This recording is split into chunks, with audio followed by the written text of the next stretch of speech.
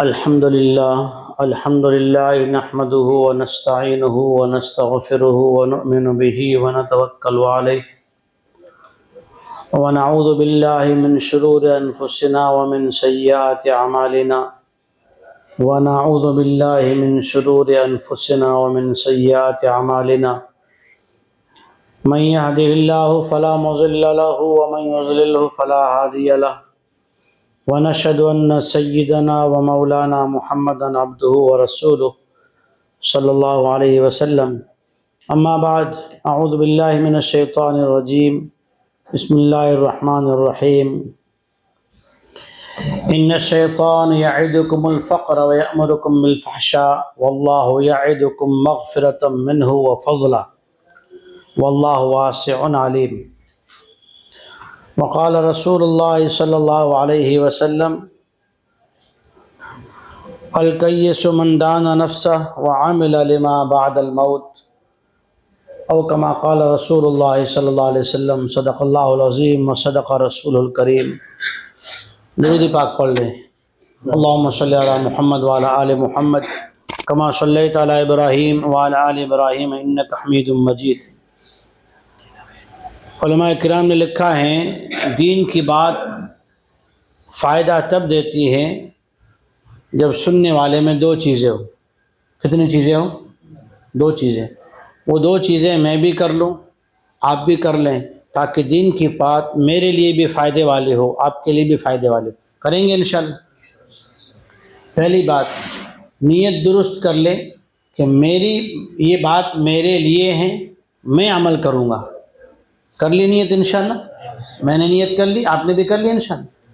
دوسری بات علماء نے لکھی ہے کہ طلب ہوگی تو اللہ جل شانہ کی طرف سے توفیق ملے گی.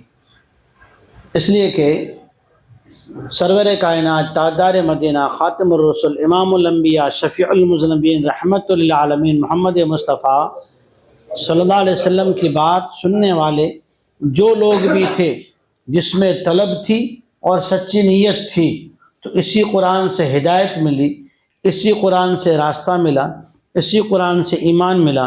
نبی کی بات سے ان کی تکلیفیں دور ہوئی، اور اگر نیت نہیں تھی تو ساتھ میں زندگی گزار کر بھی مکے جیسے پاک شہر میں رہ کر بھی ہدایت سے محروم ہو گئے. اس لیے نیت درست ہو اور سچی طلب ہو. دو چیزیں ہوگی تو اللہ تعالی ہمیں بہت کچھ دے گا.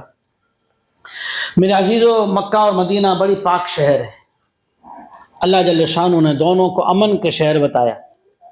دونوں ہی کو حرم کہا جاتا ہے.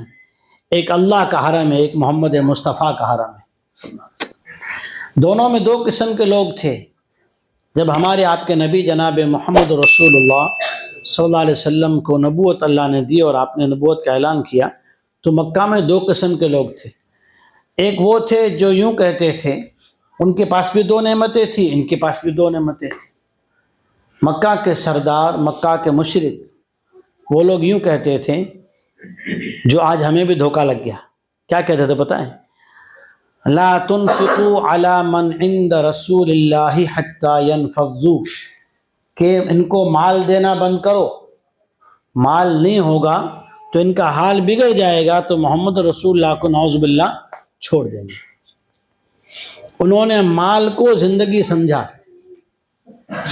اور ادھر اللہ نے ایک بات کہی، یہ تو مشرکوں کی بات تھی کہ مال خرچ نہ کرو. اب صحابہ کے پاس تھا کیا؟ بہت کچھ تھوڑا ہوتا تھا. تو اللہ نے یوں کہا کہ قل ما انفقتم من خیر فہو خیر لکم، جو کچھ تم خرچ کرو گے اللہ کے خاطر وہ تمہارے لیے بھلائی ہے. خرچ کرنا تمہارے لیے اچھا ہے. حالانکہ ان کے پاس تھا کیا؟ اب وہ خرچ کرنے کو منع کر رہے تھے، یہ خرچ کرنے کو اللہ کہہ رہا تھا.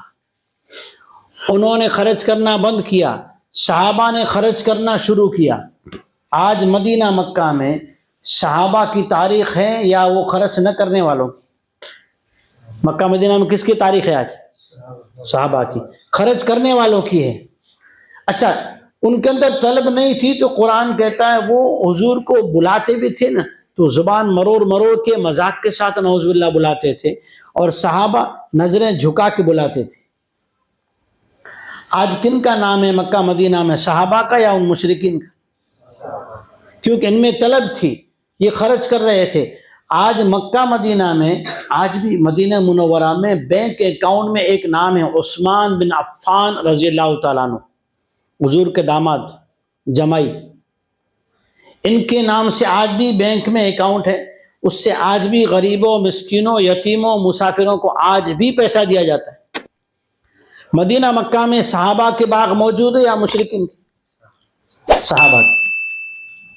اچھا دیکھو، یہ تو چلو مالدار صحابہ تھے، کچھ خرچ کر دیا۔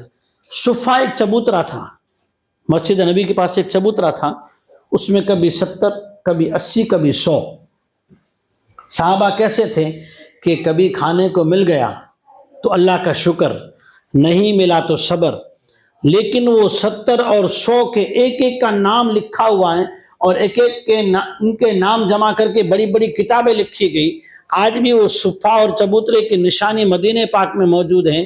بتاؤ وہ سرداروں میں سے کسی کا نام مکہ مدینہ میں موجود ہے؟ کسی کا نہیں۔ کہ جس نے طلب سچی کی، دین سیکھنے کی، دین حاصل کرنے کی، اللہ نے اس کو دنیا میں بھی زندہ کر دیا، آخرت میں بھی ان کو زندہ کرے گا۔ وہ آخرت میں بھی کیسے ہوں گے؟ نام والے ہوں گے، عزت والے ہوں گے، جنت انہیں ملے گی۔ کہ خرچ کیا کچھ دن، حالت کیسی تھی؟ ایک صحابی رضی اللہ تعالیٰ عنہ کے پاس کچھ نہیں تھا، تو ساری رات مزدوری کی کہ اللہ کے دین کے لیے میں کچھ تو لگاؤں، میں کچھ تو لگاؤں۔ ساری رات مزدوری کی۔ ایک ہاتھ ہے یہودی کے کھیت میں، اس کے فارم میں، باغیچے میں پانی پلا رہے ہیں، ہاتھ سے رسی کھینچتے دانت میں پکڑتے، ہاتھ سے رسی کھینچتے دانت میں پکڑتے ہیں، کنویں میں سے ڈول بھر بھر کے نکالتے ہیں، کھیت کو پلاتے ہیں۔ مٹھی پر کھجور ملی، سرور کائنات جناب محمد رسول اللہ صلی اللہ علیہ وسلم نے صحابہ کو بلا کر کہا کہ ان کی قربانی دیکھو۔ پھر وہ مٹھی پر کھجور لی، پھر سارے مال پر کہا اسے بکھیر دو، اللہ ان کی قربانی کے صدقے میں سب کی قربانی قبول کر لے گا۔ کہ کچھ ایسے آدمی ہوتے ہیں جو دن میں مزدوری کر کے لائیں تو گھر کا چولہا جلے، اگر مزدوری پہ نہ جائیں تو گھر کی روزی نہیں ہو، گھر کا روزہ ہو۔ کہ ایسے لوگوں کی قربانی کو حضور نے کہا اس کی تو برکت ہے، کہ اس کی برکت سے تو سب کی قربانی قبول۔ ترمذی شریف حدیث کی بڑی کتاب ہے، اس کے 2 بھاگ ہیں۔ اس میں ایک بات ہے کہ فرمایا نبی کریم صلی اللہ علیہ وسلم نے، اپنے گھر میں جو بڑے بوڑھے بزرگ ہوتے ہیں یا معصوم بچے ہوتے ہیں، ان کو جھڑکا مت کرو، انہیں دھتکارا مت کرو، انہیں برا بلا مت کہا کرو، ان کی بے ادبی مت کیا کرو۔ اللہ تعالیٰ ان کمزوروں کی وجہ سے تم کو روزی دیتا ہے۔ جس کام میں ایک صحابی رضی اللہ تعالیٰ عنہ پیر سے معذور ہیں، چل نہیں پا رہے ہیں، ایک پیر پہ چلتے ہیں، گھر پر آئے، اپنے بیوی سے کہہ رہے ہیں اللہ کے راستے کی آواز لگی ہے، میں معذور ہوں، تو کیا کہتی ہے، جاؤں کہ نہ جاؤں؟ اب وہ گھروں میں فضیلت سنائی گئی تھی کہ اللہ کے راستے کی نیکی کیسی ہے۔ اللہ کے راستے میں چلنے سے جو گرد و غبار اڑتا ہے نا، اس بدن پر جہنم کی آگ تو آگ، اس کا دھواں بھی حرام ہے، اس کو جہنم کا دھواں بھی نہیں لگے گا۔ یہ گھر میں فضیلت سنائی گئی تھی کہ جو بندہ اللہ کے راستے میں نکلتا ہے، کل کو قیامت میں اللہ تعالیٰ اس کو بغیر حساب کتاب کے جنت میں داخلہ عطا فرمائیں۔ گھر میں تعلیم ہوئی تھی، بیوی نے تعلیم سنی تھی، فضیلت سنی تھی، بچوں کو فضیلت سنائی تھی، تو بیوی کیا کہہ رہی؟ بیوی نے نہیں کہا تم جاؤ گے ہمارے آٹے کا کیا ہوگا، تم جاؤ گے راشن کون لائے گا؟ نہیں، گھر کے اندر تعلیم ہوئی تھی، گھر میں حضور پاک صلی اللہ علیہ وسلم کی بتائی ہوئی باتیں سنائی گئی تھی کہ دینے والا، پالنے والا، رزق کا مالک کون ہے؟ اللہ ہے۔ شوہر تو سبب ہے، شوہر ذریعہ ہے، اللہ نے اسے قبول کیا ہے، اس کے مقدر میں گھر والوں کی روزی رکھی ہے تو اس کو ملتی ہے۔ اور جب کبھی کبھی اللہ روک لیتا ہے نا، تو آدمی بالکل صلاحیت والا بہترین کام جانتا ہے، ہنر جانتا ہے، لیکن ہاتھ پہ ہاتھ دھرے کئی دن بیٹھا رہتا ہے، کوئی کام نہیں ملتا۔ اللہ بتاتے کہ روزی تو میں دیتا ہوں۔ گھر میں تعلیم ہو رہی تھی، گھر میں حضور کی بتائی ہوئی باتیں بتاتے تھے، تو بیوی نے کیا بتائیں، میں تو یوں دیکھ رہی ہوں، تم تو میدان سے واپس آ رہے ہو، یعنی پانی چڑھایا، شوق دلایا، جذبہ دلایا، چلے گئے۔ کہ نبی کریم صلی اللہ علیہ وسلم کے پاس ایک مہمان آیا. دیکھو دین کی خاطر اگر ہم کچھ لگاتے ہیں اور اللہ کے نام پر لگاتے ہیں, اللہ کو راضی کرنے کے لیے لگاتے ہیں, سرور کائنات تاجدار مدینہ خاتم الرسل محمد مصطفیٰ صلی اللہ علیہ وسلم کی ناموسی کے لیے, حضور کی سنت کو, حضور کے لائے ہوئے دین کو دنیا میں پھیلانے کے لیے لگاتے ہیں. مقصد یہ اللہ راضی ہو جائے, مقصد یہ نہیں میرا نام ہو جائے, نہیں. ایک مہمان آیا, اب حضور کو پتا میرے گھر میں کچھ ہے نہیں. صحابہ سے کہا کہ اس مہمان کو کون لے جائے, کوئی صحابی تیار نہیں ہوا. صحابہ کو پتا تھا ہمارے گھر میں آج کچھ ہے نہیں ہے. ایک صحابی رضی اللہ تعالیٰ عنہ کہا میں لے جاتا ہوں. لے گئے اپنے گھر لے گئے. بیوی سے جا کر کہا کہ محمد مصطفیٰ صلی اللہ علیہ وسلم کا مہمان ہے, اللہ کے نبی کا مہمان ہے, اللہ کے گھر سے آیا ہے, پردیسی ہے کوئی انتظام کتنا تھا گھر میں؟ اتنا تھا کہ بچے کھا سکیں, میاں بیوی بھی نہیں, صرف بچے کھا سکیں. تو کہا کہ تھوڑا سا ہے, کا ایک کام کرو بچوں کو سلا دو, جو ہے وہ پکا لو. جب میں اور مہمان کھانے بیٹھیں دیا صحیح کرنے کی نیت سے اس کو بجھا دینا. میں کھانے کی نقل کروں گا, منہ ہلاؤں گا, مہمان کو لگے میں کھانا کھا رہا ہوں, لیکن مہمان رسول اللہ کا ہے. اگر یہ کھانا پیٹ بھر کے کھائے گا, اللہ کا رسول راضی ہوگا تو اللہ راضی ہوگا, اللہ راضی ہو گیا ہمارا بیڑا پار. مہمان کو کھلایا. اچھا گھر میں بیوی نے کیوں کھلایا؟ بیوی کو پتا تھا مہمان کا اکرام کیا ہے. بچوں کو گھر میں تعلیم ہو رہی تھی تو بچوں کو پتا تھا کہ رسول اللہ کے مہمان کا کیا اکرام ہوتا ہے صلی اللہ علیہ وسلم. کہ اللہ کے نبی کی بات کا اگر مان رکھا جائے, اگر اس کا لحاظ کیا جائے اور اس کی اطاعت کی جائے, مانا جائے, عمل کیا جائے تو گھر میں کیا فائدہ ہوگا, آخرت میں کیا ملے گا, یہ پتا تھا. تو بچے بھی سو گئے, بیوی نے بھی صبر کر لیا, شوہر نے بھی بھوک سے رات گزار لی, مہمان کو کھانا کھلا دیا. یہ زمین پر عمل ہوا, اللہ کو راضی کرنے کے لیے قربانی دے دی. صرف ایک وقت کے کھانے کی قربانی. کتنی قربانی؟ ایک وقت کے کھانے کی قربانی. صبح میں فجر کی نماز میں صحابی آئے, ادھر صحابی گھر سے آئے, ادھر جبرائیل عرش سے آئے. صحابی گھر سے آئے, جبرائیل عرش سے آئے اور آ کر کہا یا رسول اللہ صلی اللہ علیہ وسلم, اللہ تعالیٰ نے آیت اتاری ہے یؤثرون علی انفسہم ولو کان بہم خصاصہ, کہ اپنے گھر میں چاہے گھر کے گزران کا اناج بھی نہ ہو پھر بھی آنے والے مہمان کو کھلا دیتے ہیں, خود بھوکے گزار دیتے ہیں. کیونکہ ہم جو دین کی خاطر لگائیں گے, چاہے ایک وقت, 2 وقت, 2 دن, 3 دن, 4 دن, جو لگائیں گے نا, اللہ اس کو رکھے گا نہیں. صحابہ نے لگایا. آج مدینہ پاک میں دنیا کے جس کونے میں, جس زمین پر, جس ملک میں پھل فروٹ اگتا ہو نا, سب سے فرسٹ کوالٹی کا وہ فروٹ, وہ پھل آپ کو مدینہ پاک میں اور مکہ مکرمہ میں ملے گا. کہ یہ قربانی ہے. اللہ کے قرآن میں اللہ نے کہا ان الشیطان یعدکم الفقر. جیسی آدمی دین کے لیے نیت کرے گا نا, آج سے میں جو ہے 5 وقت نماز پہ جاؤں, شیطان فوراً خیال ڈالے گا کہ سیف ناراض ہوگا, بار بار غیر حاضری کرنے سے نوکری چلی جائے گی, پھر میرے بال بچوں کا کیا ہوگا. اللہ نے قرآن میں بتا دیا, شیطان یہ خیالات وسوسے ڈالے گا کہ ہم اگر ایک دن کی چھٹی کریں گے, ایک ڈانکی ٹوٹے گی, ایک دہاڑی ٹوٹی تو میرے 500 روپئے گئے, 700 روپئے گئے, تو پھر حساب کروائے گا. اگر اس طرح مہینے میں 4 دہاڑی گئی تو 7 یا 21, 2000 روپئے کا نقصان ہوگا. اب پھر 2000 کا کیا حساب. قرآن دیکھو نا کیا کہہ رہا ہے, ان الشیطان یعدکم الفقر.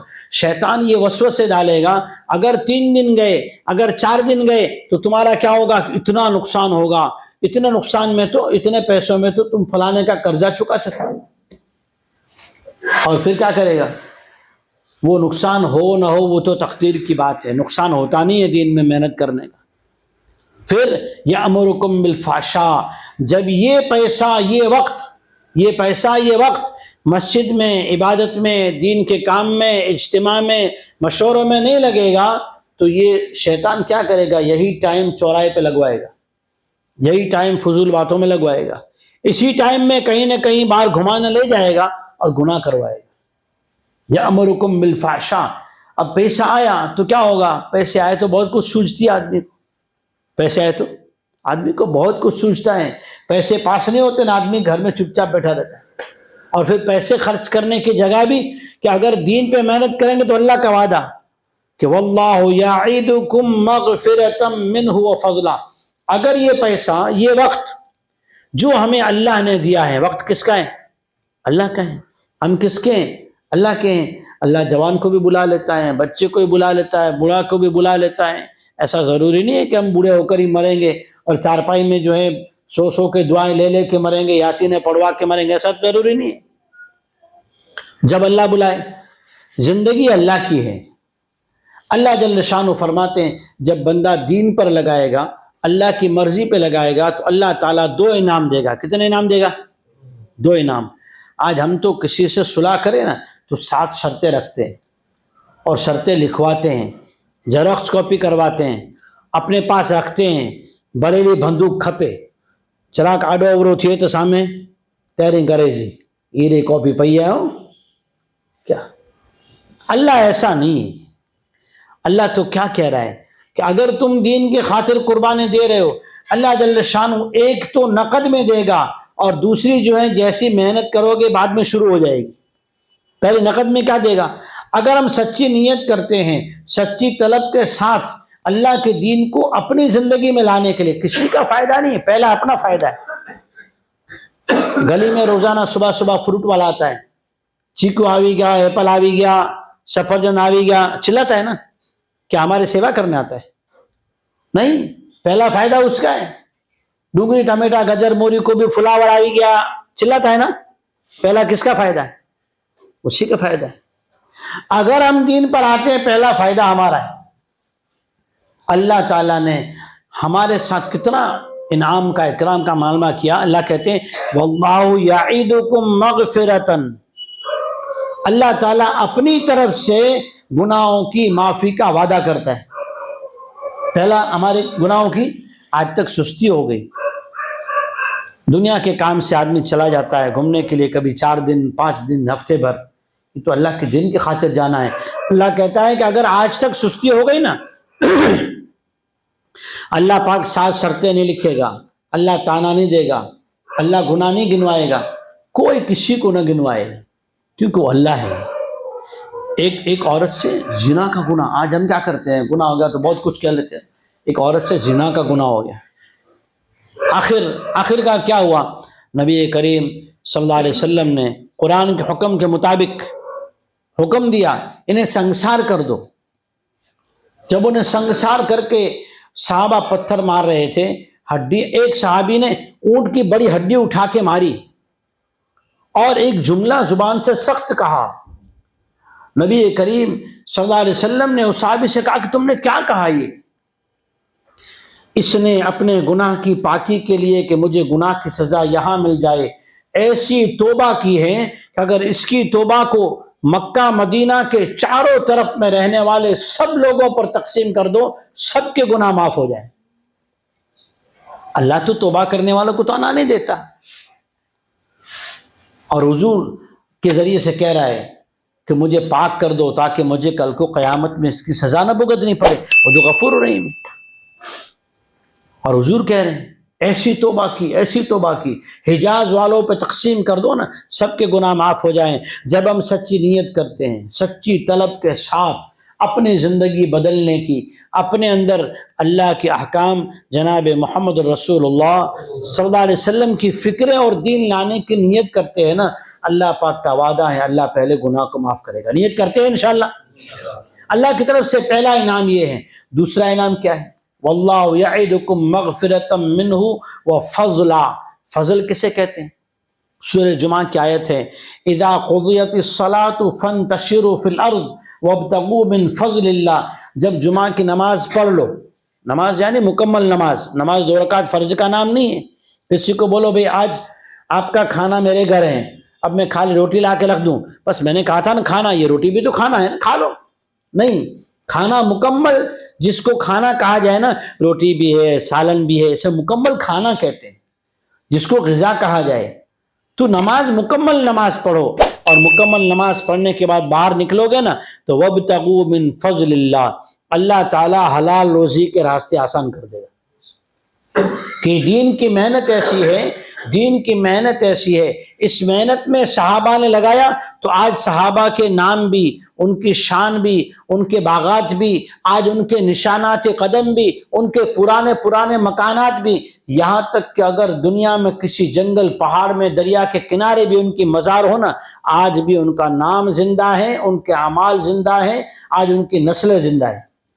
اگر ہم بھی دین کی محنت کرتے ہیں تو اللہ تعالی ہمیں بھی دو انعام سے نوازے گا۔ پہلا انعام گناہوں کی مغفرت، آج تک کہ اللہ مغفرت کر دے گا انشاءاللہ، اور آئندہ کے لیے اللہ تعالی حلال روزی بھی دے گا، پاکیزہ زندگی بھی دے گا۔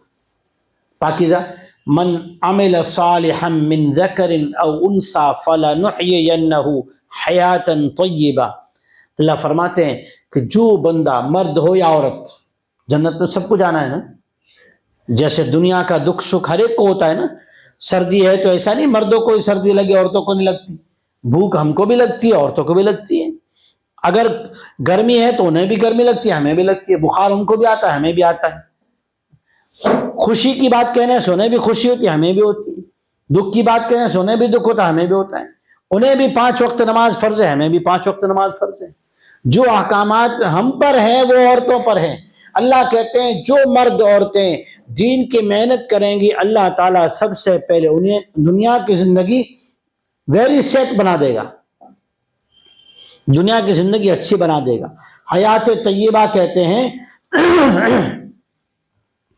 ایسی زندگی جس میں حلال رزق ایسا دے، جس حلال رزق کے ذریعے سے نیک اعمال کرنے کی توفیق نصیب ہو اور لوگوں کے سامنے ہاتھ پھیلانے سے بچ جائے۔ حیات طیبہ میں جو روزی ملتی ہے نا اس کی 2 صفات ہے، پہلی یہ نیک اعمال کی توفیق ہو، دوسری یہ لوگوں کے سامنے ہاتھ پھیلانے سے اللہ بچائیں گے، یہ ملتا ہے نیکی کی اور دین کی محنت کرنے سے، کریں گے انشاءاللہ۔ یہ محنت کا ایک موقع ہمارے سامنے، جیسے آپ نے باہر دیکھا سامنے بورڈ پہ لکھا ہوا ہے، دین کے لیے موقع اللہ جل شانہ بار بار دیتے ہیں کہ انسان چاہے آج تک بھول بسر گیا، دور چلا گیا، لیکن اللہ تو غفور رحیم ہے۔ اگر ہم اپنے آپ کو تیار کر کے اس اجتماع میں لے جاتے ہیں، اپنا بستر لے کے، اپنا تھوڑا وقت فارغ کر کے، اور وہاں پہنچتے ہیں اور وہاں اللہ والوں کی دعا میں شریک ہوتے ہیں، دیکھو دعا کیسی چیز ہے۔ حضور پاک صلی اللہ علیہ وسلم نے حضرت عمر کو بلایا اور کہا عمر یہ میرا کرتا لے جاؤ، اور دیکھو تمہارے زمانے میں ایک حج کے اندر آدمی آئے گا اویس قرنی رضی اللہ تعالیٰ عنہ، ان سے دعا کروانا، ان کو یہ کرتا دے دینا۔ دعا کتنی بڑی چیز ہے کہ حضور حضرت عمر سے کہہ رہے اویس قرنی سے میری امت کے لیے دعا کروانا۔ اب دعا کتنی بڑی چیز ہوگی، وہاں مجلسوں میں بیٹھیں گے، بیان میں بیٹھیں گے، دعائیں ہوگی، رات میں تہجد میں دعائیں ہوں گی، نمازوں کے بعد دعائیں ہوں گی، اور اس دعاؤں کے اندر امت کے نیک لوگ، ولی لوگ آنسو بہائیں گے، اللہ کو راضی کریں گے، اللہ کی رحمت متوجہ ہوگی، ہمارے بگڑے ہوئے کام اللہ بنا دے گا، ہمارے بگڑے ہوئے اٹکے ہوئے کام اللہ سلجھا دے گا، ہمارے کام سدھر جائیں گے، ہماری نسل سدھر جائے گی، اور ایک نہیں، اللہ کا وعدہ ہے 7 نسلوں کا۔ کتنی نسلوں کا؟ کریں گے تیاری انشاءاللہ؟ کون کون اجتماع کے لیے تیار ہے؟ بولو بھائی، کون کون تیار ہے؟ ذرا اس لیے جانے کا انتظام بھی کرنا ہے، ترتیب بھی بنانا ہے۔ دین کی بات پھیلانا صدقہ جاریہ ہے، ثواب کی نیت سے ویڈیو کو شیئر ضرور کیجیے۔ جزاک اللہ۔